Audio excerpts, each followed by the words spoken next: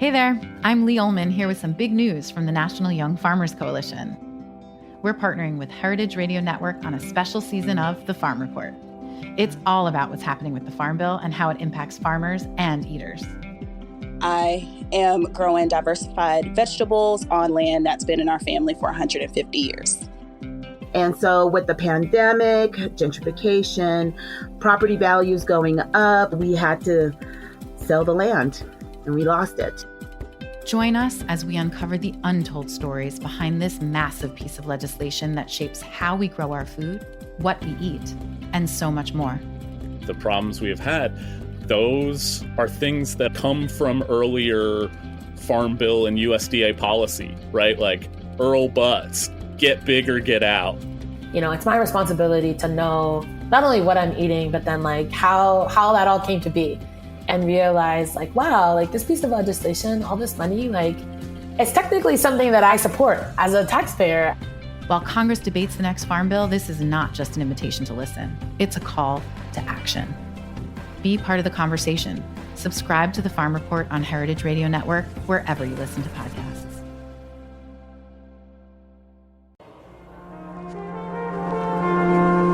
Broadcasting live from Roberta's in Bushwick, Brooklyn, you're listening to heritageradionetwork.com.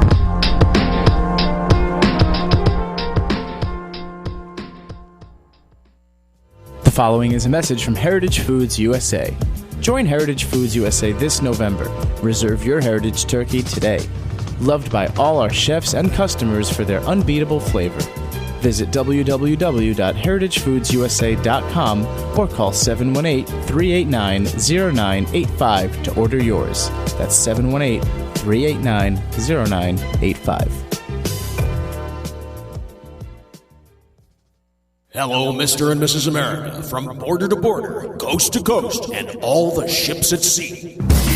Streaming live from the County of Kings, Brooklyn, New York City, on the Heritage Radio Network.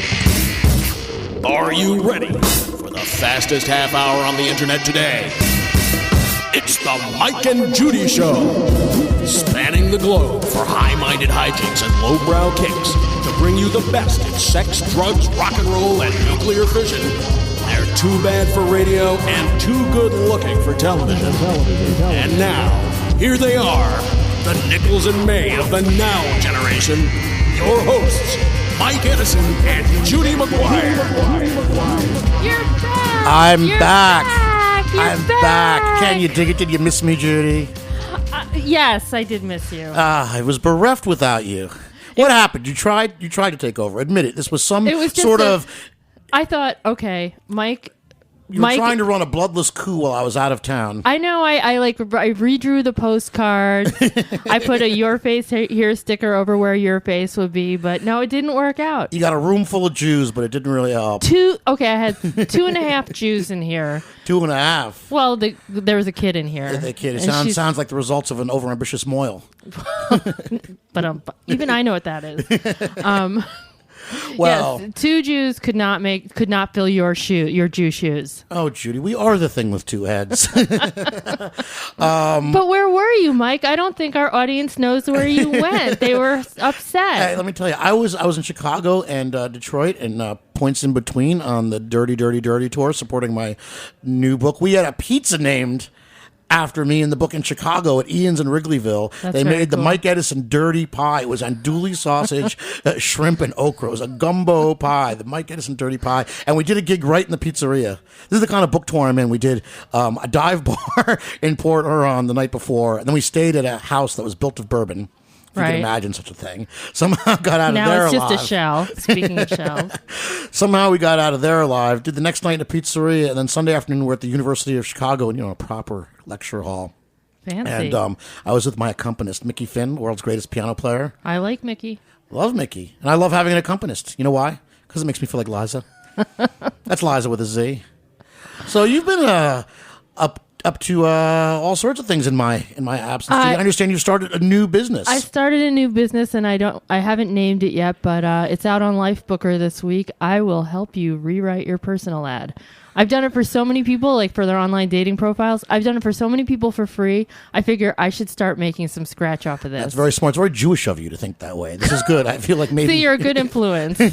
Maybe we need a name for this business because to all you single online daters out there in Radioland, I guarantee you, Judy won't guarantee it, but I will, that if she writes your online profile, you will get laid. And Mike will give you a schwanz back guarantee, and he will have sex with you if you can't even find if I have else. to fuck you myself. If you hire Judy to write your online profile, you will get laid. Yes, thank you. So where are we going to find you, Judy? All these We're going to find me interested- at dategirl.net. The offer this week is for $49 for like over an hour of my time, which is money well spent. $49 for an hour of your time? Yeah, over the phone. I'm not going to do anything. I mean, Does that count as phone sex? I hope not. It's mostly. I think this mostly goes out to women because it's usually a thing where you can get your eyebrows waxed at a discount or you can get a massage. But what I'm excited about is we have an actual journalist here this week. She's not the low-hanging fruit of the literati anymore. I know, making us look bad since 2 p.m. this afternoon. It's Maura Johnston, who's the music editor of The Village Voice. Hi, how are you? The Village Voice, they're still in business? Shut up. We both work for The We both Voice. work for them, yes. Bite your tongue. Well, the world's changed, right? I mean, The Village Voice is not The Village Voice that we used to know. Well, everything is different, sure, but We're not going to put down anyone's employer, Mike. right. I mean, I think that if you go to the Village Voice website at www.villagevoice.com/music, and if you see the posts that go up every day, because obviously like space in the paper is a lot less, but what we're making up for is a ton of content online, and where we have concert reviews every day and record reviews and think pieces and interviews. We had a great interview with Lou Barlow last week, Bob Mould. It ain't that the way of the world, though. Real estate, ink and paper is getting pretty scarce. Yeah. What I meant about the Village Voice not being the Village Voice, and we're certainly big fans of yours, Maura. We love you. But what happened, I believe, with the Village Voice is everything became decentralized. It's owned by a company that now puts out 20 plus all weeklies. Certainly weekly on the newsstand circulation has dropped, but a lot of the stuff is coming from outside of New York. You're not with you're, us. You're, Not you're, with the and Voice. you're great. I But edit is it- everything. I edit awesome. everything. It's completely 100% possibly to my as my therapist says, to my overworked detriment. All edited by me and commissioned by me, and it's all things that are happening around New York. We have a great column by Chris Weingarten, who is a dear friend of mine, where he spotlights different New York bands every week, 2 New York bands a week. And we have tons of really good writers. This guy, Jeff Rosenthal, who knows a lot about hip hop, who just always brings the real talk about, Krayshawn or whatever other rapper of the moment is taking over YouTube. So, I mean, music writing is really hard right now. Like this is something that I say in everywhere, because people do it for free. And also the thing is, because of if you want to make money off of it, you have to figure out a way to get people to click on your blog posts.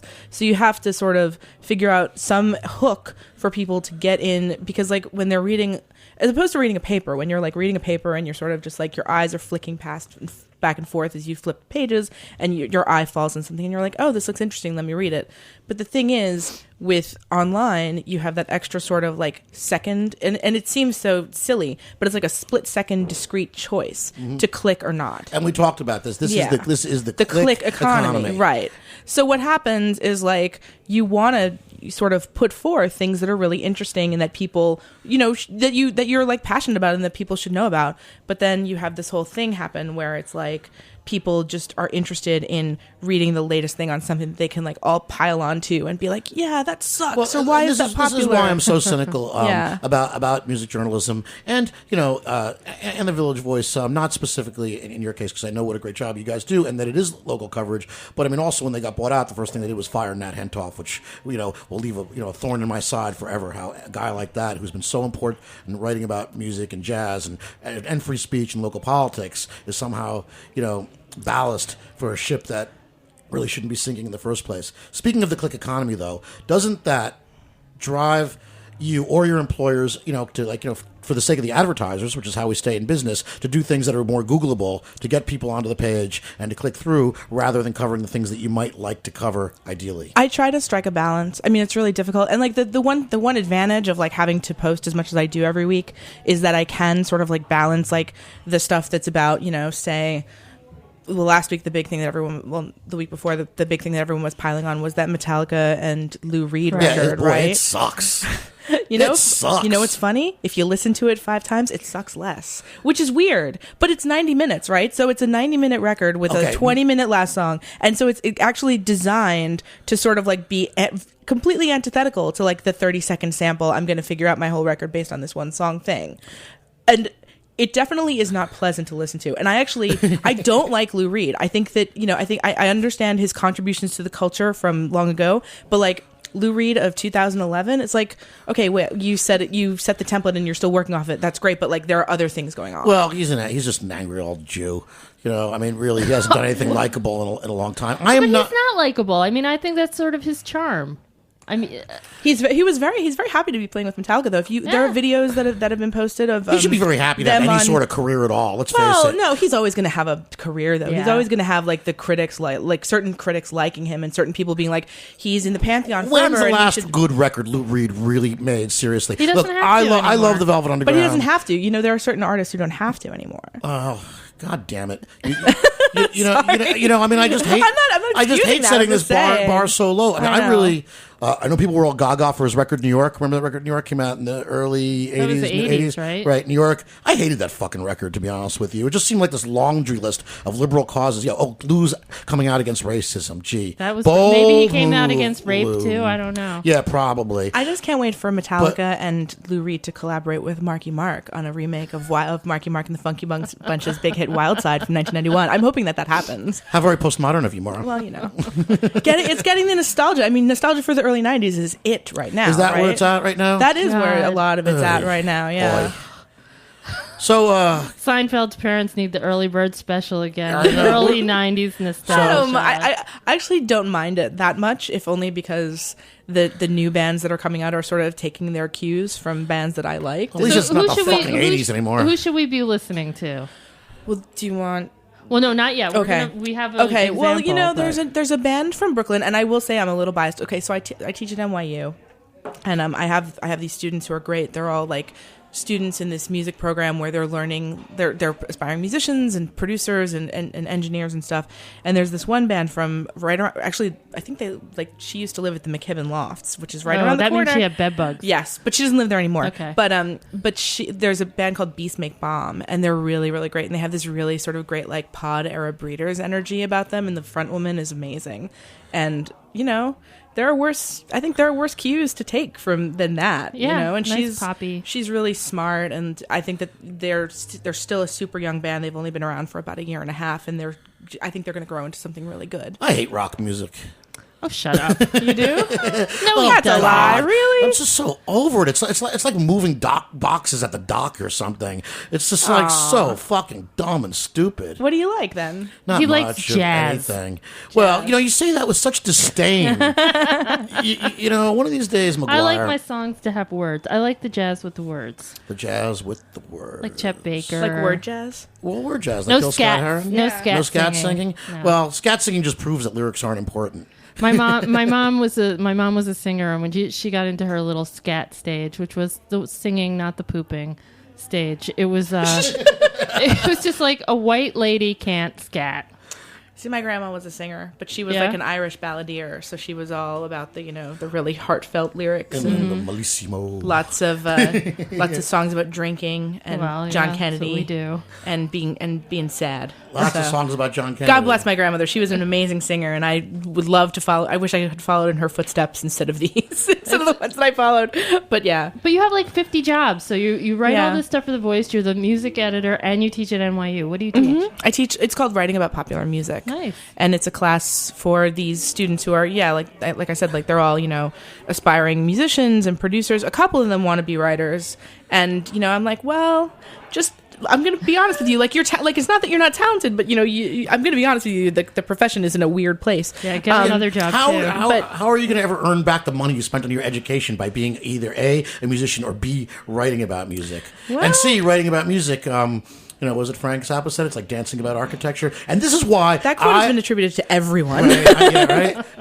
This is why, though, I have... thing about most music critics is that they don't play music and they don't really understand the machinations of making music. That's actually though what I love about teaching this class, because like I will play a piece for these students that I really like, and they'll kind of bring like their theoretical knowledge. And I mean, that's one thing that I think has been really great for me in this experience. And I do think that, yes, I do think that more writers should, learn theory and learn sort of like the underpinnings and learn production techniques, so that everyone's not just saying reverb and about everything exactly. This record's very layered. Wait, we're gonna hear a song that Maura really likes. Will you tell us a little bit about? Okay, this good. artist? And then we're gonna rate it mercilessly. No, we're going to talk to the Oyster Guys. Oh, the Oyster Guys are coming up. This is good. This is a lucky day because we have bivalves as well as music criticisms. Gosh. Well, this is a song. This is probably going to be my number one single of 2011.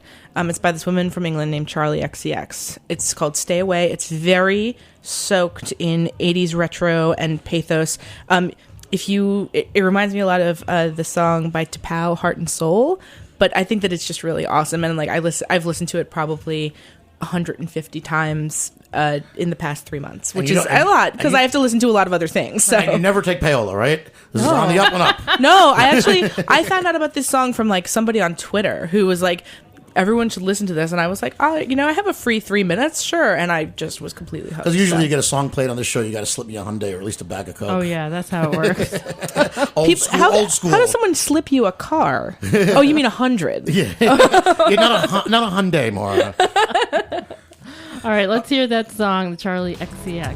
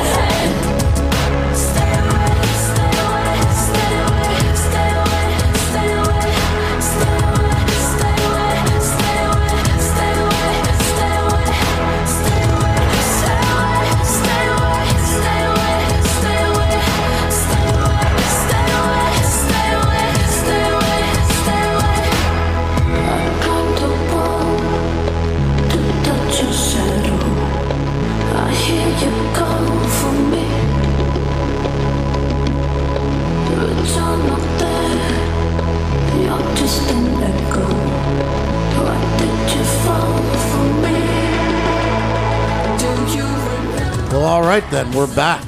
Okay, we have 2 votes on that song. I liked it. Mike hated it. Oh God.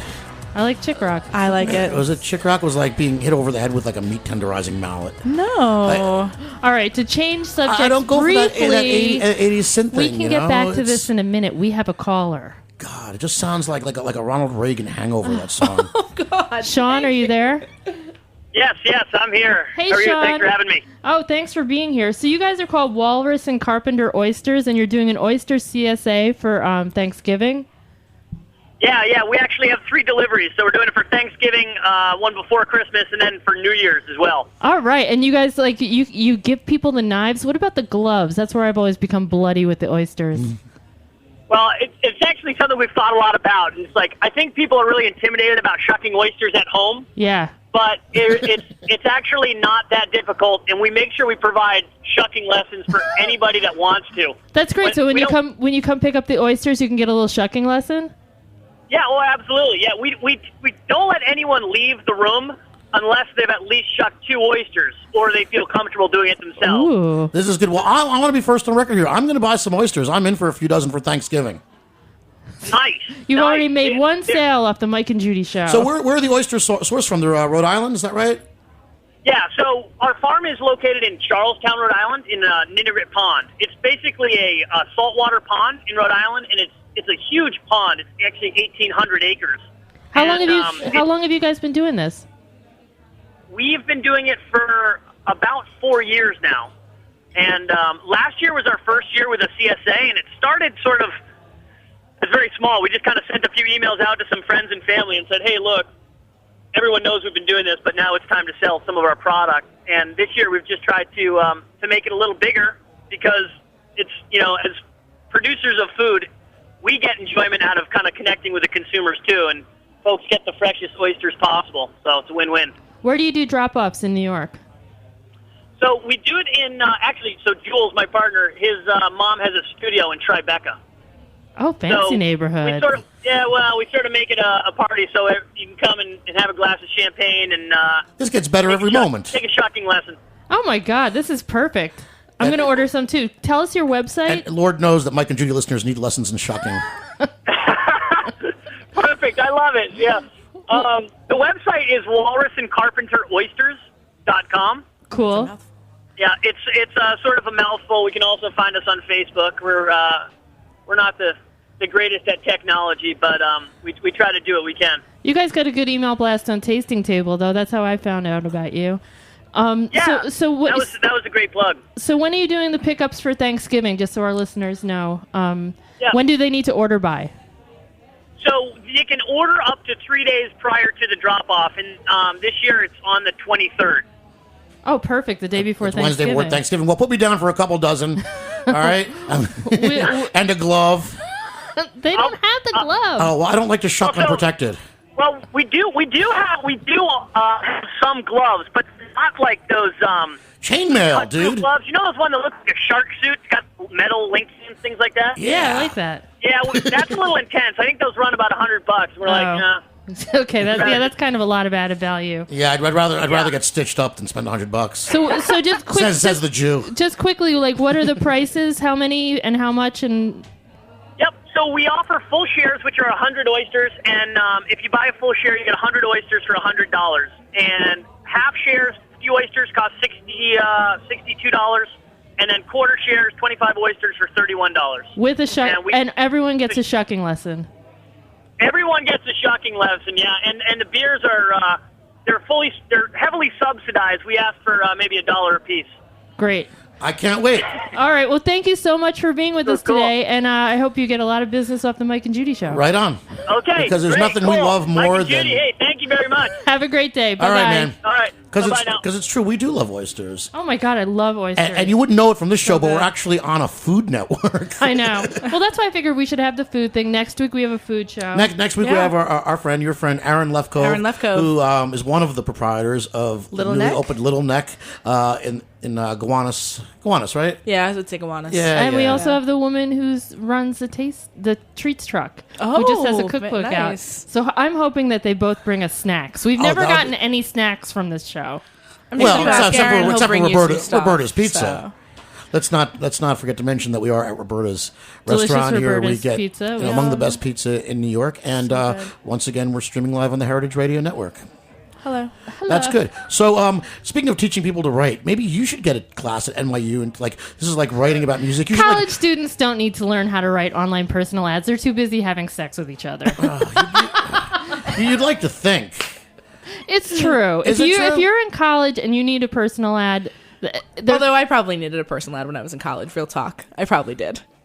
I was too busy being a whore in college to like need a. I mean, I was too busy looking at records. That probably tells you a lot about my but I biology. mean, all you would need to do is go to the WFMU record fair, and as someone without a penis, you could leave there with like 5 boyfriends. This is true. This is the Mike and Judy show Isn't where that geeks easy? meet whores, Isn't that easy? It's that or go to a comic book convention. Either way, bringing nerds and I think I nymphets need you as together my since dating coach. 2011. I think I really do. I really am a good dating coach. And once again, that's Judy's online dating service. You need a name for your business. I know. I'm a lot of things are taken. I was thinking of Profile Fixer.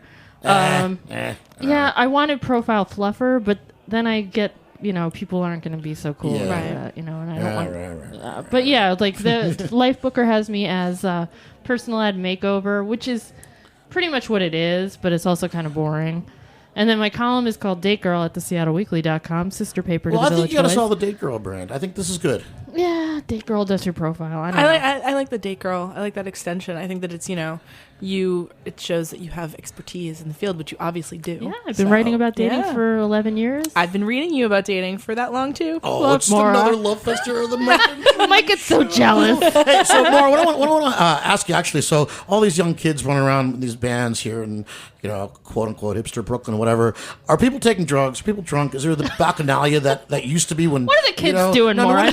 What's going on out there? Are people having sex? Are they doing drugs? Are they willfully sloppy the way it was when I came up, when rock and roll was still interesting? It seems like they are. The drugs might be a little more, though. There might be a little more pharmaceuticals in the mix than previously. I approve. But I think that it's still pretty, from what I've seen. And I have to be honest, as a sort of older lady, I sort of let my younger charges run wild and free and bring me back the news as far as what's going on. Because when you say news, you mean bags of pills?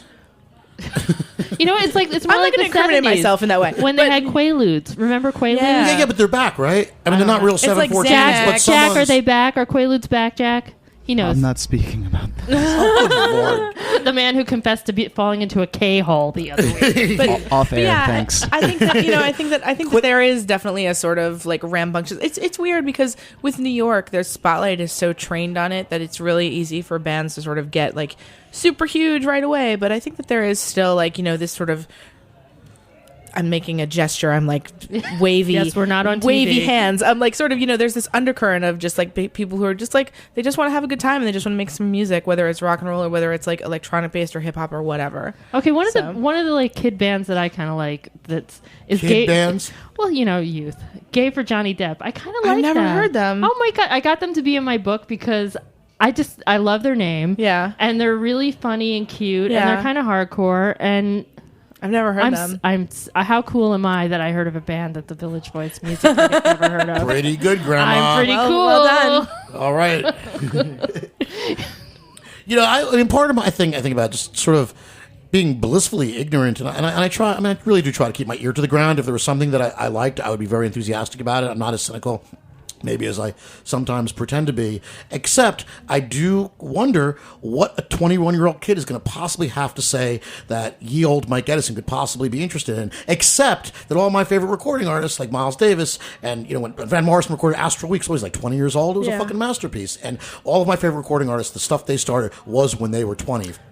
As well. I don't know. This stuff sounds not mature to me. But it's perspective, I think it's a question of perspective and like, where you are in your life now as opposed to where you were when you heard that record. But like I don't Amy know. Winehouse, she was young. I loved her.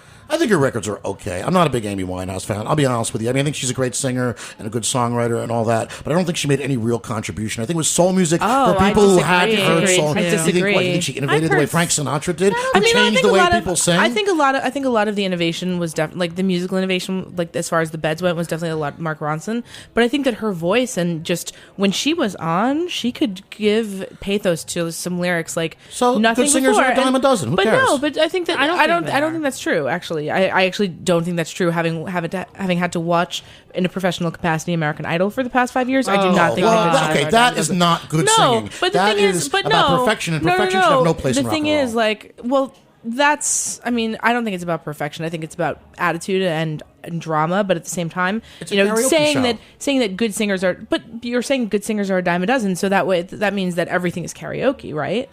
I find a lot of the stuff that is prefabricated. Look, I think Amy Winehouse is a terrific singer. I mean, absolutely. I just don't think that she moved the dial at all. I think she was this sort of soul music that filled a void at a time when people were ready to hear this sort of thing. And I think in the record industry, too, every so often you get some sort of retro act, whether it's rock and roll or soul or somebody playing roots music. We're seeing a lot of roots music in Americana now that fills a void, to sort of play against synthesizer music and other sorts of more manufactured music, and against corporate rock. Well, it's all manufactured anyway. It is, of course. But it's so they can take a pose and say, we're not corporate rock, which still sucks. Right. And I think Amy Winehouse benefited from that. I think she was certainly doing it great, and her band is great, and the guys from Daptone are fantastic, 100%.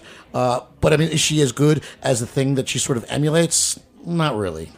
See, I think that, I don't know. I think it's also hard to sort of like when you're pitching something against the thing that it emulates, you also have to deal with the sort of cultural baggage of how hyped up, and this is not to say that the old stuff isn't really, really great, but it's just like, it's not a level playing field, because you have like all of this history and you have all this sort of like shock of the new, and innovation, it's important, but not all the time. Sometimes, it's just the emotional wallop. And I think that like with Amy Winehouse's stuff, she packed that punch and it was really effective. I mean, it was funny because I hadn't listened to her stuff a lot before she passed away. It was one of those things where it was just like, oh, this is a good record and I appreciate it. But it just sort of like filtered back into time because there's always other stuff to listen to. But then when she passed away and I was listening to her music, it was like, oh, right, this was why, like the lyrics for that song, Tears Dry on Their Own, and just, some of the turns of phrase and the ways that she incorporated her vocals into those turns of phrase were just really, really intense and really like very simple yet brutal exhibitions of longing and sadness. And I think that is a really powerful thing to do in a sort of 5-second span when you're just using your voice. Mm-hmm. And also, I mean, I think if she makes people listen to older music, I mean, she might inspire young kids to go buy these old. That's fine. I certainly discovered Howling Wolf and Muddy Waters through the Rolling Stones. I mean, that was a real thing. By the way, I think you're being very generous when you say she passed away. I mean, she was headed south for a while. Her demise was based on some lifestyle choices. You know what happened though, right? She had been off drinking for a while. Junkie mistake. Yeah, it was like she had been off for like a couple of weeks, and then she just decided to like she went on a bender, go on a bender, and that was it. Yeah, and like it sucks because like that. I remember watching that video of her performing in Serbia. Yeah, it was so tragic. where she like turned her back to the crowd and took off her shoes, and like it was just so sad. And that she was supposedly getting her life back on track, and it was just sad. All right, well, guess what, Judy? Oh my God, it's the fastest half hour on the internet. Radio today is over. It's overtime. Woo. All right, before we go, though, for all our listeners, I'm going to be in California next week. I'm going to be in San Francisco Tuesday at Amnesia up in the Mission District, and in Los Angeles on Thursday at the Last Bookstore, Friday at the Alt Cafe in Seaside, that's Monterey, promoting my new book, Dirty, Dirty, Dirty. Please tune in. Find Judy McGuire's new, as yet unnamed business if you were doing online dating and want to get laid. Dategirl.net. Dategirl.net. And Maura Johnston, where are we going to find you? VillageVoice.com. All right, follow us on Facebook. See you guys next week. Thank you. Bye. Squinting faces at the sky. A Harold Robbins paperback. Surfers drop their boards and dry. And everybody wants a hack. But behind the chalet, my holiday's complete. And I feel like Thanks for listening to this program on the Heritage Radio Network. You can find all of our archived programs on heritageradionetwork.com, as well as a schedule of upcoming live shows. You can also podcast all of our programs on iTunes by searching Heritage Radio Network in the iTunes Store. You can find us on Facebook and follow us on Twitter for up-to-date news and information. Thanks for listening.